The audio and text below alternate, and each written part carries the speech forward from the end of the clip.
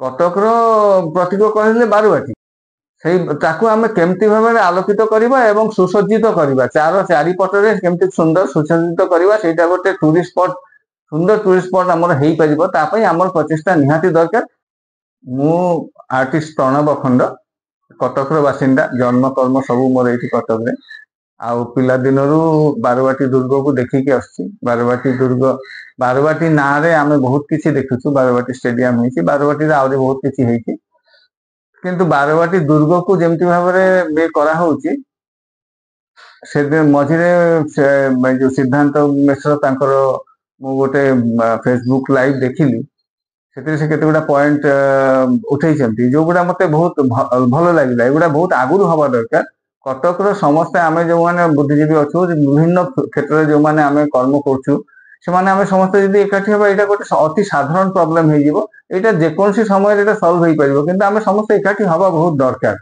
ଭଲ ଲାଗିଲା ମତେ ସେ ଏଇ ପ୍ରୋବ୍ଲେମଟାକୁ ଆମ ସାମ୍ନାକୁ ନେଇକି ଆସିଛନ୍ତି, ପଦାକୁ ନେଇକି ଆସିଛନ୍ତି, ଏବଂ ସମାଜସେବୀ ହିସାବରେ ସେ ଯେତିକି କାମ କରୁଛନ୍ତି ଭଲ ଲାଗୁଛି, ବହୁତ ବହୁତ ଭଲ ଲାଗୁଛି। ଆଉ ଆମେ ସମସ୍ତେ ନିଶ୍ଚୟ ସାଥ ଦବୁ, ଆଉ ଯାହା ଦରକାର ଆମେ କରିବାକୁ ରାଜି ଅଛୁ। ଆମେ ଅଛୁ, ସମସ୍ତଙ୍କ ସାଙ୍ଗରେ ଅଛୁ, ଏକାଠି ଆମେ ହବା। ମୋର ଇଚ୍ଛା ସମସ୍ତେ ଏକାଠି ହୁଅନ୍ତୁ, ମେୟରଠୁ ନେଇକି ଆମର MLA, ଆମର ଆଉ ଯୋଉମାନେ ଅଛନ୍ତି, ଯୋଉମାନେ ପୁରୁଣା ବା ବିଶିଷ୍ଟ ବ୍ୟକ୍ତିତ୍ବ, ସାମ୍ବାଦିକ ମାନେ, ଅନ୍ୟାନ୍ୟ ବିଭିନ୍ନ କ୍ଷେତ୍ରର ଶିଳ୍ପୀ ମାନେ, ସଙ୍ଗୀତ ନୃତ୍ୟ ଶିଳ୍ପୀ ମାନେ, ସମସ୍ତେ ଏକାଠି ହୁଅନ୍ତୁ। ବାରବାଟୀ ନାଁରେ ବହୁତ କିଛି ହଉଛି, ବାରବାଟୀ ନୃତ୍ୟୋତ୍ସବ ହଉଛି, ବାରବାଟୀ ଏଇଟା ହଉଛି, ବାରବାଟୀ ସେଟା ହଉଛି, ବାରବାଟୀ କଣ ହଉଛି, କିନ୍ତୁ ବାରବାଟୀକୁ ଅନ୍ଧାରରେ କାହିଁକି ଆମେ ରଖିବା? ଆଉ ସେଟା ତ ଆମର କଟକର ପ୍ରତୀକ। କଟକର ପ୍ରତୀକ କହିଲେ ବାରବାଟୀ। ତାକୁ ଆମେ କେମିତି ଭାବରେ ଆଲୋକିତ କରିବା ଏବଂ ସୁସଜ୍ଜିତ କରିବା, ଚାରିପଟରେ କେମିତି ସୁନ୍ଦର ସୁସଜ୍ଜିତ କରିବା, ସେଇଟା ଗୋଟେ ଟୁରିଷ୍ଟ ସ୍ପଟ, ସୁନ୍ଦର ଟୁରିଷ୍ଟ ସ୍ପଟ ଆମର ହେଇପାରିବ। ତା ପାଇଁ ଆମର ପ୍ରଚେଷ୍ଟା ନିହାତି ଦରକାର, ଏବଂ ଆମର ସର୍ବାଙ୍ଗୀନ ସହାନୁଭୂତି ସେଥିରେ ରହିଛି, ଏବଂ ଆମର ସେ ଉଦ୍ୟୋଗରେ ଆମେ ସାମିଲ ହବାକୁ ରାଜି ଅଛୁ।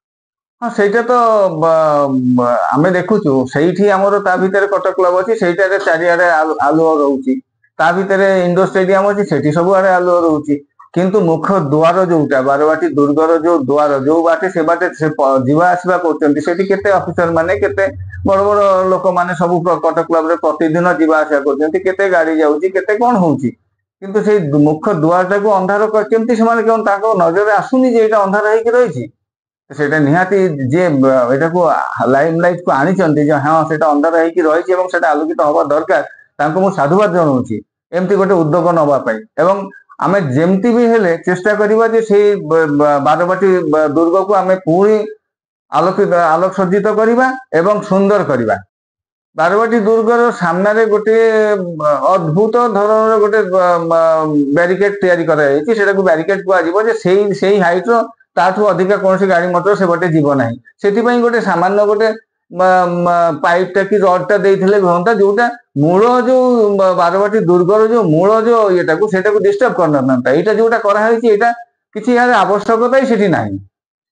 ଏମିତି କୌଣସି ଲୋକ ନାହିଁ ଯେ ଅଲଗା ଗୋଟେ ବଡ ଗାଡି ନେଇକି ତା ଭିତରେ ଦେଇ ପଶିଯିବ, ତାଙ୍କର ଏଟା କେହି କରିବେନି, କାରଣ ଏଇଟା ଗୋଟେ ଐତିହ୍ୟର ପ୍ରମାଣ। ତାକୁ ଆମେ ନଷ୍ଟ କରିବା, କେହି ଧ୍ୱଂସ କରିବେ କି? ତ ସେଇଟାକୁ ସେଇଠି ନ ରଖିଲେ ବହୁତ ଭଲ, ସେଟାକୁ ଉଠେଇ ଦେଲେ ବହୁତ ଭଲ। ମୁଁ ଚାହିଁବି ସେଟାକୁ ଉଠି ଯାଉ।